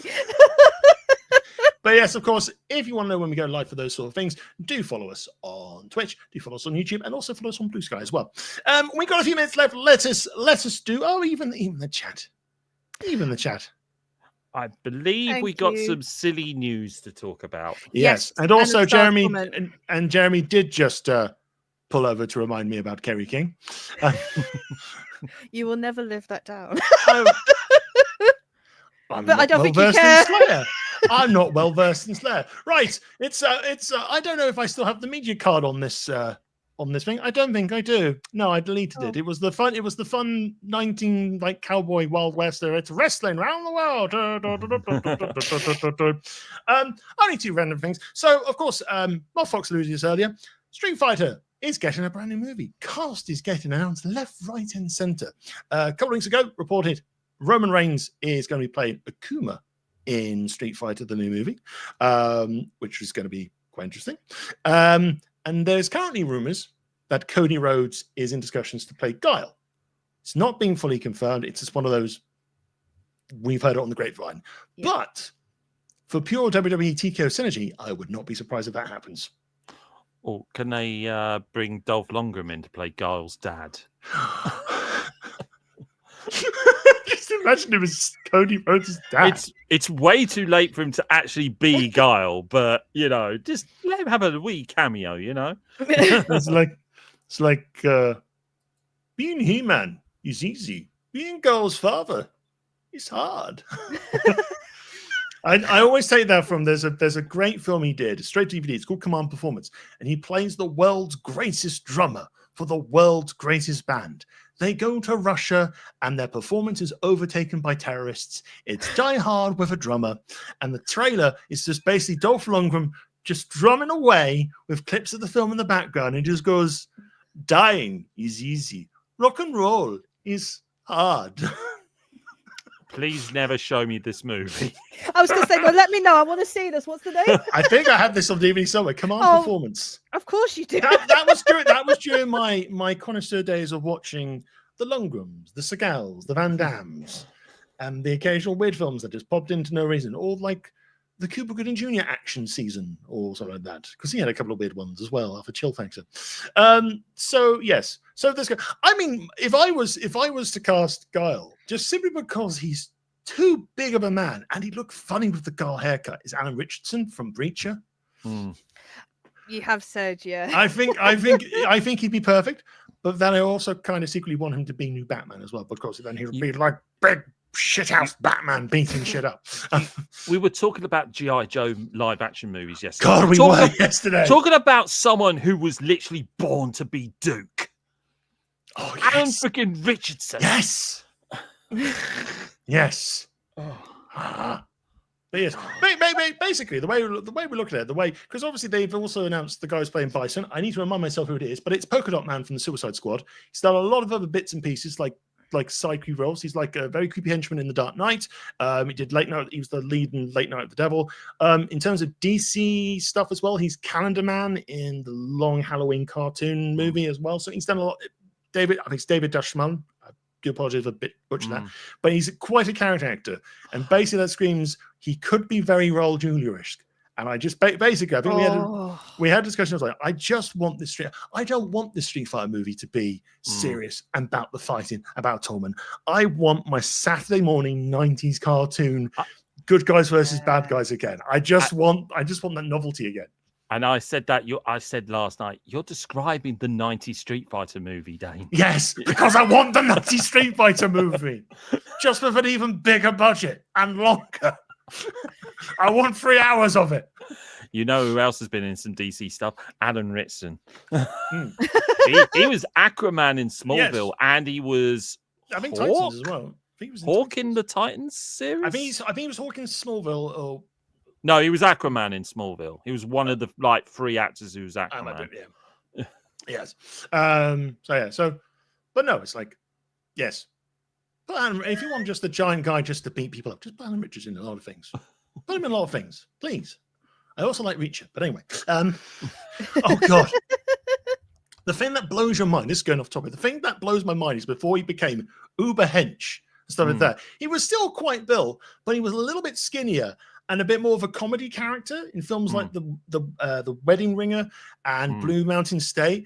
And someone did a poster called instead of Reacher, it's Screecher, and it just shows a clip of him in a younger film role, just screaming his head off like an angry John, going, "You sound mean to me." He was also in the Rooster Teeth movie. Are we still talking about Alan Richardson? Yes. Yeah, he was in the Rooster Teeth movie Laser Team. Yeah, as well. He was quite a good role in that. And he was Raphael in the Michael Bay produced Turtles movies. But very. I still haven't watched them, and I don't think I will. But they're very. Yeah. It's documented. It's well documented that the people playing the Turtles were not treated very well, which was not. Yes, I have heard which was not nice. But yes, back to Street Fighter. The cast they are assembling for Street Fighter is pretty much. I think because you got 50 Cent as Balrog. Yes. I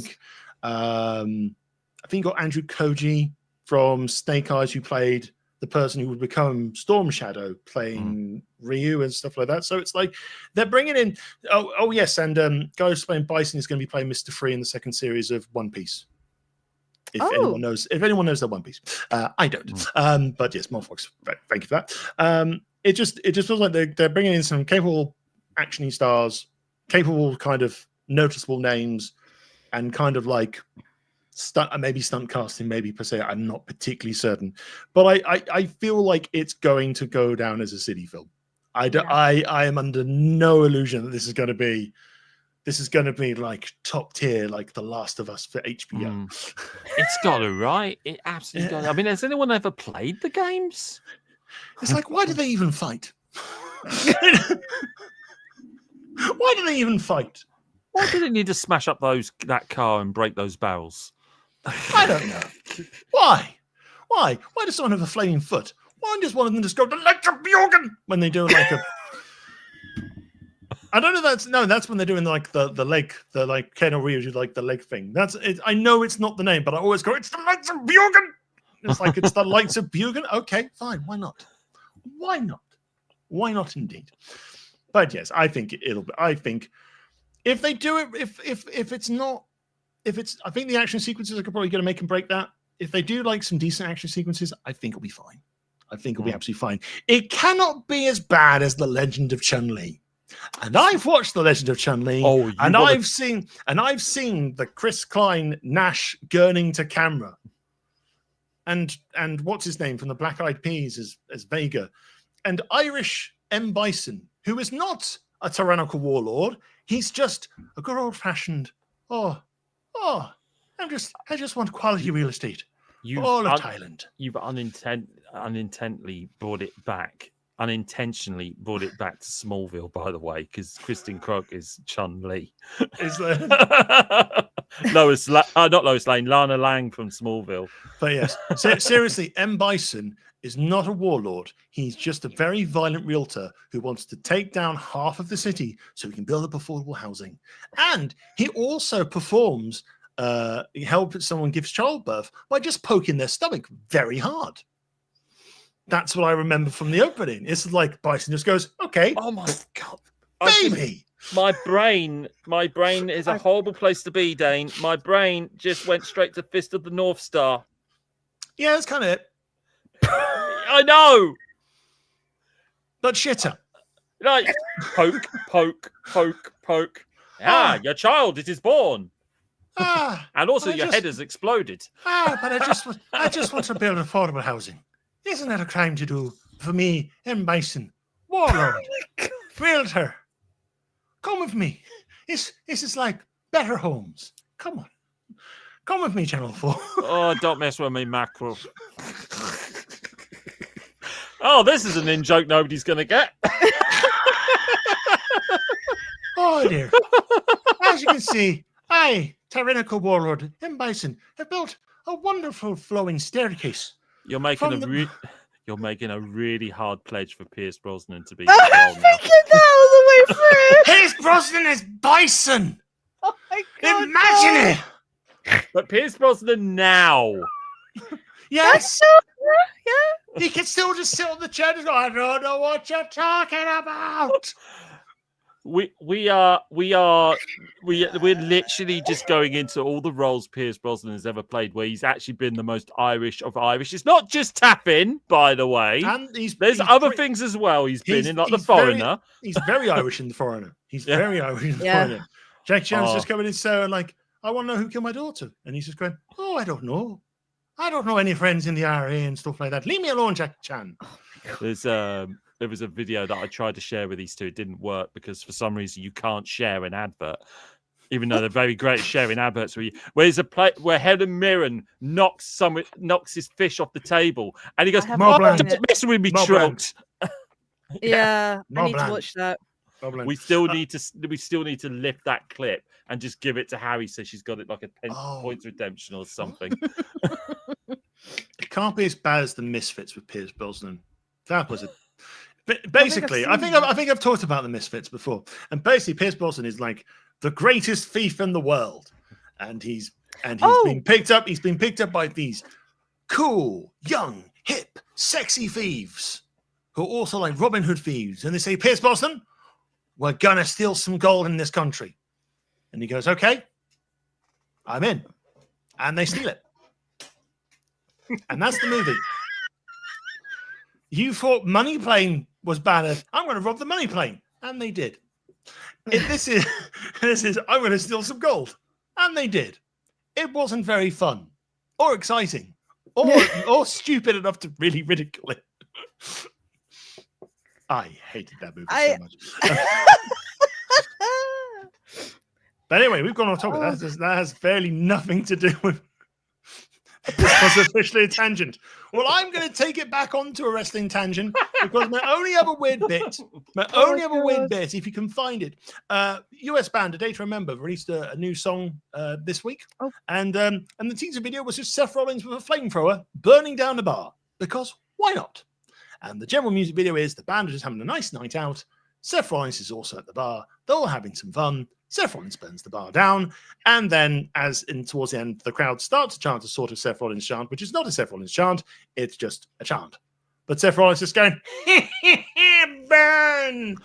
As he's just gyrating and firing from the flamethrower. He's just stolen the flamethrower from WrestleMania 40. Yeah, pretty much, yeah. You're 41, sorry. My brain's gone into that meme from The Simpsons of like the proper like super villain guy. Hank Scorpio going, yeah. Yeah. Yeah, very much. Seth Rollins, also available for barbecues. Also, I don't know if anyone's seen, or I think it's the Netflix live action of it's the gambling anime. I forget its name.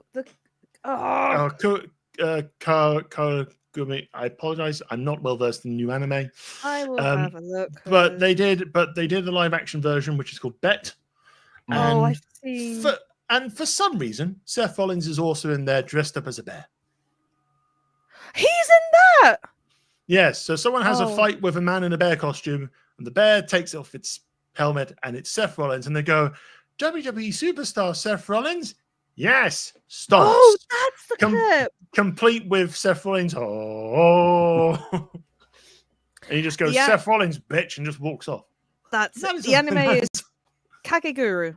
That's the one, yes. Yeah, because I saw the trailer for Bet, and I was just like, I haven't seen all the original anime, but I was just like, no. It just looked awful to me. It's like, no.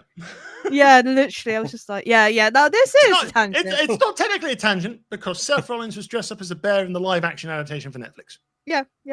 Okay, now I kind of. So we're kind of on track. We're kind of on track. We're back on track as we wrap things up here. Yeah. But yeah, that's all my other. That's the two little nuggets I had on weird news brackets. If we have time, and we have plenty of time for that. But yes, I think it's time to start wrapping things to a close. Any final words on current WWE stuff going on before we do goodbyes? Roman Reigns became a dad again today. Hey. How many kids is that now? 6. He's having his own bloodline. So I think that Jacob Fatu has 8 kids or 7 kids. I think he does have a lot of kids. One of them has 9. Oh my God. How the hell? I mean, yeah. So I'm guessing that's why he has been on leave of late. So probably yes. Yes, Makes sense. because it probably might be back for SummerSlam, but then Yes. Street Fighter starts swimming in August, so it'll be again kind of like on off. But anyway, But that's Roman, isn't it? So that's that's Roman. It's Roman. yeah. We're kind of used to it by now. You also got to figure out how much of the film's going to have Akuma in it. True. So True. Yeah, they might do a thing with Liv where they'll just film his bits and then he just carries on. Yeah, because Liv, she did the film in Japan for I think it's Takeshi Mike or something like that, and it's like it seemed like it was a supporting role, a big supporting role, but like a mainly a supporting role. Yeah. But it still sounds quite cool, that role. Yeah. So yes, we'll see. Because he's on the poster for Survivor Series as well. Because they announced it is War Games again. Well, they need to reel out Regal very soon. I know. He must be contractually obligated now to be able to appear and go War Games, and then just get rolled back into Gorilla. It's just like when Adam Pearce is so pissed off, he'll just roll out. It's like, look who I found backstage. Tell him, Regal. Tell him. War Games. That's what it is. But then again, Adam Pearce getting angry and shouting War Games is also quite funny. Can we? Sorry, go on. Oh no, it's fine. I was going to say, can we appreciate AJ Styles with the glasses this week on Raw? that was fantastic. That was fantastic. Dr. Styles says, "You're punk ass." And Dom at the end, can't touch me. MC Hammer, can't touch me. I just love the fact that they're literally leaning into the fact that, I am nearly 50. I am a dad. Most of my kids have now gone into university. Oh my God, really? Jesus. And on that bombshell, we are going to bring things to a close. Thank you so much for watching. Hope you enjoyed today's episode of Live BunkaMania Wrestling. If you do enjoy the stuff and you like to find out when we go live next, hit the follow button or the subscribe button on YouTube. It's completely free to do so. And of course, we have all got our own streams and stuff. I haven't got the video loaded up today, but the floor will be for everyone to share. And starting with Harriett, where can they find you? You can find me Twitch Harriett_Manga Girl, on Blue Sky Manga Girl 232. I didn't stream this week, but hopefully I'll be back next week. Still deciding what to play. It will either be Date Everything or Claire Obscure Expedition 33. This depends because both are different games, I will say. But I do post on Blue Sky where I upload and what time I'm doing so. But you can find me on both of those mainly at the moment. Thank you very much, Matty Boo. You can find me on Blue Sky under mattyboo.bluesky.social, I believe it is, but it's definitely, you can find me there under Matty Boo. You can also find me on Twitch as Matty Boo Twitches. I've stopped Matty Vision for the time being. We will be back at the end of August, maybe at the start of September. But to fill the void, I am doing some gameplay streams. I've just done one with Crypt Custodian, which features a cat. The next one's going to be Little Kitty Big City, which also features a cat. And I've also got 9 Souls lined up on Game Pass, which, features a cat. There's some kind of theme. I did not plan this. It just happened that all of these games have cats in. Go figure. But be there or be squared. Every Sunday I do this around about 6:30. But go give me a follow. I post stories of when I plan to do stuff. Just have a good old laugh, really. It's a bit of a laugh. Bye-bye, everybody. Terrific. Thank you, Maddie. And, of course, with me, let's bring me up here. Of course, you can follow me over on Twitch and on Blue Sky at the Dekker Dane. We have just completed Indiana Jones and the Great Circle, so there's going to be a little bit of a gameplay break as I figure out what's the next big game to play. So next Monday, I stream Mondays and Wednesdays. Mondays at 8, Wednesdays at 6. Not today, of course, because it's been a BunkaMania day and we're currently taking over the Dekker Dane channel with BunkaMania right now. But this upcoming Monday will be watch along. It'll be game shows. We'll watch some silly stuff from YouTube. There's been a new Family Feud celebrity episode, which I've been waiting to see pop up there. So we will be watching that on Monday. And then Wednesday might be a gaming stream. I'm curious to try the demo of Dispatch. Dispatch is like a Telltale game all about superheroes and being in charge of dispatching said superheroes. There's a lot of noticeable voice talent in there as well. Aaron Paul, I think a couple of people from Critical Roles in there as well. The demo's out. It's about 20-25 minutes long. So might just give that a go and see what we think of the game as we go into it. And that is me in a general nutshell. So I think we will be back with more BunkaMania content pretty much, I think, a week over the next, maybe not this weekend, but following weekend, we'll try to get stuff up for All In. And of course, Harriett will be leading us for Evolution. So until then, have a lovely rest of your week. Hopefully the week gets cooler. I know we're all looking quite cool. I mean, I'm ready for tennis, and all that sort of stuff with all our fans and all that stuff. Hope everyone keeps cool. Thanks to Matty. Thanks for Harriett for joining me on the stream, and to everyone else watching. Enjoy the rest of your week. Enjoy your wrestling, and we will see you guys very, very soon. And remember, if in doubt, there is something serious that needs to be dealt with, just do the sexy panther walk. Until next time, 0 fear. Bye-bye.